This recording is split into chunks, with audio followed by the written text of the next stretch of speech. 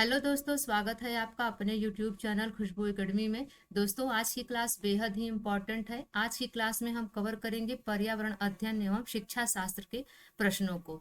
आप अगर वीडियो को पहली बार देख रहे हैं, चैनल पर पहली बार आए हैं, तो चैनल को जरूर सब्सक्राइब कर लीजिएगा और साथ ही नोटिफिकेशन के लिए बेल आइकन प्रेस कर लीजिएगा। तो आइए दोस्तों, शुरू करते हैं आज की क्लास।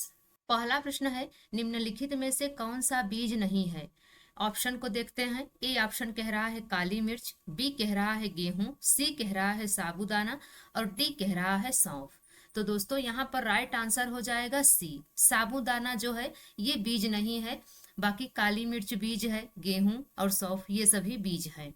अगला प्रश्न कह रहा है, निम्नलिखित में से कौन सी बीमारी स्थिर पानी के कारण हो सकती है? तो यहाँ पर दोस्तों राइट आंसर हो जाएगा सी, मलेरिया। मलेरिया बीमारी स्थिर पानी के कारण हो सकती है। अगला प्रश्न है, निम्नलिखित में से कौन सी एक पौधे की जड़ों की विशिष्ट विशेषता नहीं है? वट वृक्ष। तो यहाँ पर दोस्तों राइट आंसर हो जाएगा ए, उनकी जड़ें भोजन का भंडारण करती हैं। अगला प्रश्न कह रहा है, कविताएं और कहानियां पर्यावरण अध्ययन के विषय को प्रभावी ढंग से प्रस्तुत करती हैं, क्योंकि कविताएं और कहानियां। ए ऑप्शन कह रहा है प्रासंगिक शिक्षण वातावरण प्रदान कर सकते हैं, बी कह रहा है रचनात्मक और सौंदर्य बोध को पोषित कर सकता है, सी कह रहा है बच्चे का समृद्ध चित्रण हो सकता है और डी कह रहा है विभिन्न अवधारणाओं को समझा सकता है। तो कहानियां और कविताएं जो होती हैं वो क्या करती हैं? तो यहाँ पर दोस्तों राइट आंसर हो जाएगा बी, रचनात्मक और सौंदर्य बोध को पोषित कर सकती हैं। अगला प्रश्न कह रहा है, कुडुख कहाँ के लोगों की भाषा है? तो यहाँ पर दोस्तों राइट आंसर हो जाएगा डी, कुडुख झारखंड की भाषा है। अगला प्रश्न है, एनसीएफ 2005 के अनुसार निम्न में से कौन सा ईवीएस का विषय है? तो यहाँ पर दोस्तों राइट आंसर हो जाएगा ए, खाना। एनसीएफ 2005 के अनुसार इनमें से खाना जो है ये ईवीएस का विषय है। अगला प्रश्न है, वर्ली एक परंपरा है, यह किस राज्य में है? तो वर्ली एक परंपरा है, यह महाराष्ट्र राज्य में है। सी ऑप्शन बिल्कुल राइट हो जाएगा। अगला प्रश्न है, निम्नलिखित में से किस स्थान को ठंडा रेगिस्तान कहा जाता है? तो यहाँ पर दोस्तों राइट आंसर हो जाएगा ए, लद्दाख। लद्दाख को ठंडा रेगिस्तान के नाम से भी जाना जाता है। अगला प्रश्न है, ईवीएस की अंतः विषय प्रकृति पर्यावरणीय मुद्दों को संबोधित करती है निम्नलिखित सामग्री और विधियों का उपयोग करके। ए ऑप्शन कह रहा है विज्ञान और सामाजिक विज्ञान, बी कह रहा है सामाजिक विज्ञान और पर्यावरण शिक्षा, सी कह रहा है विज्ञान और डी कह रहा है विज्ञान सामाजिक विज्ञान और पर्यावरण शिक्षा। तो ईवीएस की अंतः विषय प्रकृति पर्यावरणीय मुद्दों को संबोधित करती है विज्ञान सामग्री और विधियों का उपयोग करके। सी ऑप्शन बिल्कुल राइट हो जाएगा। अगला प्रश्न है, निम्नलिखित में से कौन सा एक फंक्शन नहीं है जड़ों और पौधों का? तो यहाँ पर दोस्तों राइट आंसर हो जाएगा बी, हमें वीडियो उपलब्ध कराना। अगला प्रश्न है, ई एक्सपेरिमेंटेशन मूल्यांकन के संकेतकों में से एक है, प्रयोग का आकलन करने का सबसे उपयुक्त तरीका निम्नलिखित है संकेतक। तो यहाँ पर दोस्तों राइट आंसर हो जाएगा डी, व्यवहारिक व क्रियाशील रचनात्मकता। अगला प्रश्न है, तमिलनाडु के पड़ोसी राज्य कौन से हैं?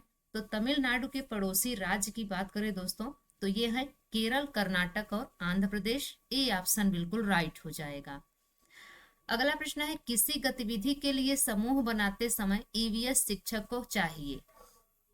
ए ऑप्शन कह रहा है केवल 2 समूह बनाएं, प्रत्येक में बहुत सारे छात्र हों, बी कह रहा है अपने अंकों के अनुसार समूह बनाएं, सी कह रहा है लड़के और लड़कियों के लिए अलग अलग समूह सुनिश्चित करना, डी कह रहा है सभी छात्रों का सहयोग और भागीदारी सुनिश्चित करना।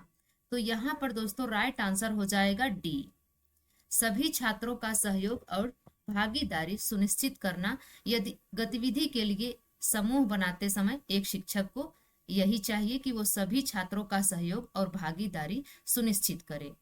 अगला प्रश्न है, पर्यावरण अध्ययन की प्रकृति यह नहीं बताती कि। तो यहाँ पर दोस्तों राइट आंसर हो जाएगा डी, बच्चे कम गलतियां करते हैं। अगला प्रश्न है, समुदाय ईवीएस में एक महत्वपूर्ण शिक्षण अधिगम संसाधन है प्राथमिक स्तर पर, क्योंकि। तो यहाँ पर दोस्तों अगर हम राइट आंसर की बात करें तो डी ऑप्शन बिल्कुल सही हो जाएगा। यह वास्तविक परिवेश में सीखने का अवसर प्रदान करता है। अगला प्रश्न है, एनसीएफ ने किसी निर्धारित पाठ्यक्रम और पाठ्यपुस्तक की सिफारिश नहीं की है। कक्षा 1 और 2 के लिए इसका सबसे उचित कारण यह है।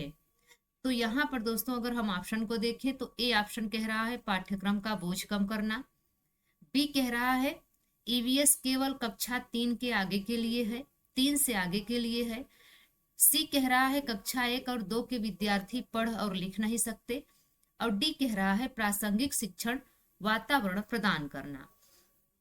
तो यहाँ पर दोस्तों राइट आंसर हो जाएगा डी, प्रासंगिक शिक्षण वातावरण प्रदान करना। अगला प्रश्न है, निम्नलिखित में से कौन सा नहीं होना चाहिए के लिए उपयुक्त संकेतक प्राथमिक स्तर पर ईवीएस में मूल्यांकन क्या है। तो यहाँ पर दोस्तों राइट आंसर हो जाएगा ए, याद रखना। याद रखना जो है यह नहीं होना चाहिए प्राथमिक स्तर पर ईवीएस के मूल्यांकन में। अगला प्रश्न है, प्राथमिक स्तर पर मानचित्रण किसको बढ़ावा देता है, निम्नलिखित कौशलों में से शिक्षार्थी। तो यहाँ पर दोस्तों राइट आंसर हो जाएगा डी, सापेक्ष स्थिति और अभिविन्यास के बारे में विचार करना। अगला प्रश्न है, इस पौधे की पत्तियां सब्जी के रूप में इस्तेमाल की जाती हैं और इसके बीजों का इस्तेमाल तेल के उत्पादन करने के लिए किया जाता है।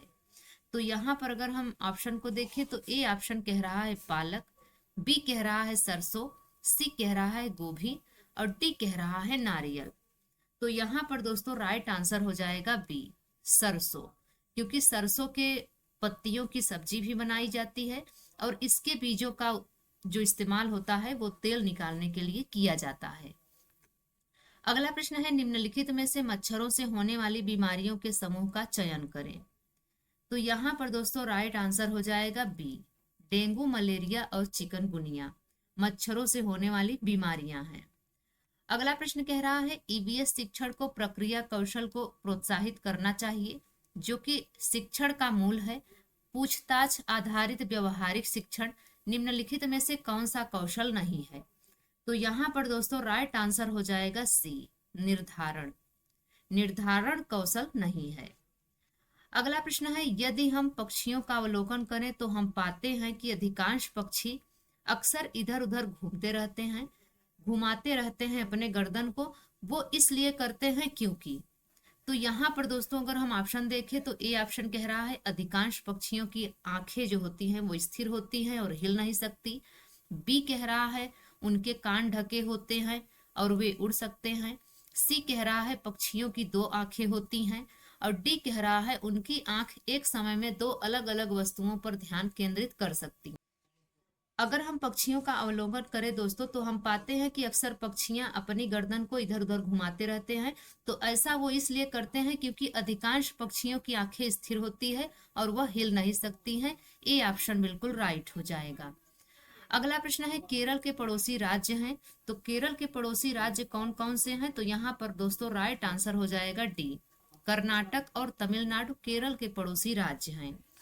अगला प्रश्न है, किस राज्य के लोग नारियल के तेल में पकाई गई समुद्री मछली खाना पसंद करते हैं। तो यहाँ पर दोस्तों राइट आंसर हो जाएगा सी, गोवा।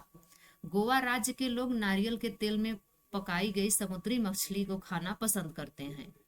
अगला प्रश्न है, निम्नलिखित में से कौन सी विशेषता सभी में समान है, छिपकली, गौरैया, कछुआ और सांप में। ए ऑप्शन कह रहा है वे अंडे देते हैं, बी कह रहा है वे जहरीले होते हैं, सी कह रहा है वे जमीन के साथ साथ पानी में भी रह सकते हैं और डी कह रहा है उनके शरीर सल्कों से ढके होते हैं। तो यहाँ पर दोस्तों राइट आंसर हो जाएगा ए, वे अंडे देते हैं। छिपकली भी अंडे देती है, गौरैया भी और कछुआ भी और सांप भी, ये सभी अंडे देते हैं। तो ये सभी इनमें ये चीजें समान हैं।